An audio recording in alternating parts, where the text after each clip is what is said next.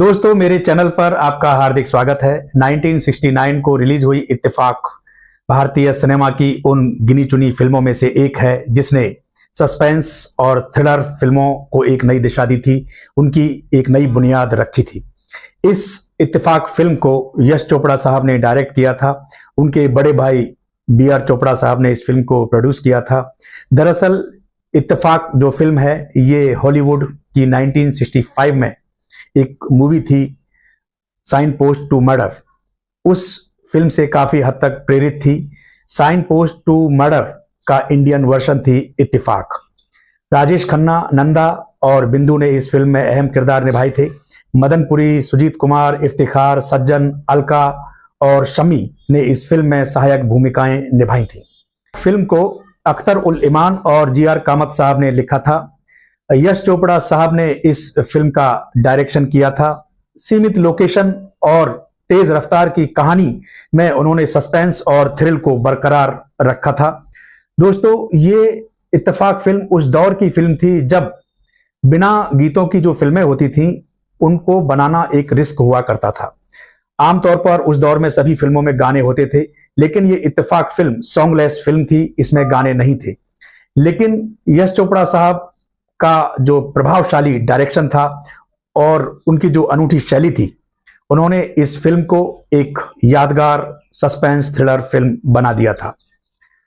राजेश खन्ना साहब ने इस फिल्म में एक चित्रकार दिलीप का किरदार निभाया था। दिलीप पर अपनी पत्नी की हत्या का आरोप है। वो पुलिस की गिरफ्त में है, लेकिन उसकी बिगड़ती मानसिक स्थिति को देखकर कोर्ट उसके इलाज का आदेश देती है। तो एक बार जब पुलिस अपनी वैन में दिलीप को लेकर जा रही होती है तो वो मौका देखकर वहां से भाग जाता है, फरार हो जाता है और एक घर में घुस जाता है। यानी यूं समझ लीजिए कि वो जबरदस्ती उस घर में घुस जाता है और उस घर की जो मालकिन है वो माया है। उसका नाम माया है, खूबसूरत है, जवान है, वो घर में अकेली है। तो दिलीप उसे बंधक बना लेता है।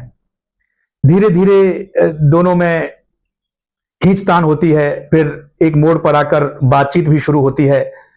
दोनों में एक कहीं ना कहीं एक भावनात्मक रिश्ता भी जुड़ता हुआ नजर आता है।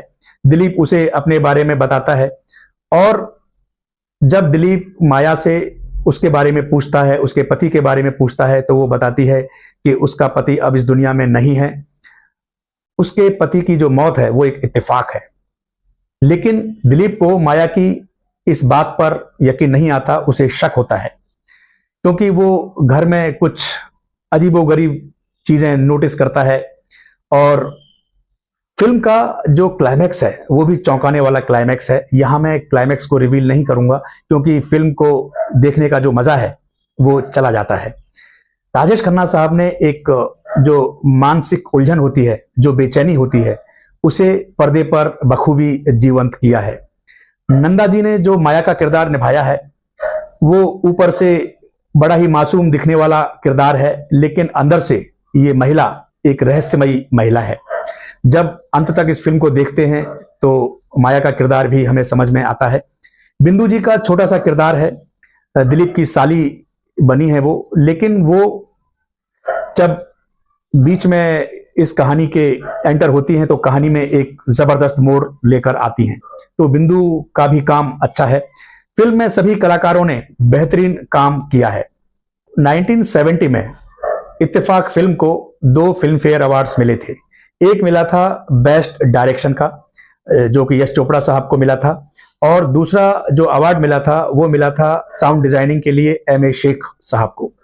देखा जाए तो इस फिल्म की कहानी, संवाद, डायरेक्शन, साउंड, सिनेमाटोग्राफी सब थ्रिल और सस्पेंस पैदा करते हैं और कलाकारों का जो अभिनय है वो तो बेजोड़ है ही। लेकिन इसका क्रेडिट जाता है यश चोपड़ा साहब को। उन्होंने इन सभी चीजों को बहुत अच्छे से मैनेज किया और एक बेहतरीन क्लासिक थ्रिलर फिल्म हमारे सामने लेकर आए। दोस्तों, यश चोपड़ा साहब ने जो इत्तेफाक फिल्म का निर्देशन किया था, उसने सस्पेंस थ्रिल फिल्मों को एक नई दिशा दी थी, एक नई परिभाषा लिखी थी। उनका जो अनोखा डायरेक्शन था वो वाकई लाजवाब था और इस फिल्म के जितने भी पक्ष हैं वो इस फिल्म को कालजयी सस्पेंस थ्रिलर फिल्म बनाते हैं। आज के लिए बस इतना ही। उम्मीद करता हूं आपको मेरा ये वीडियो अच्छा लगा होगा। स्टे सेफ, टेक केयर, जय हिंद, वंदे मातरम।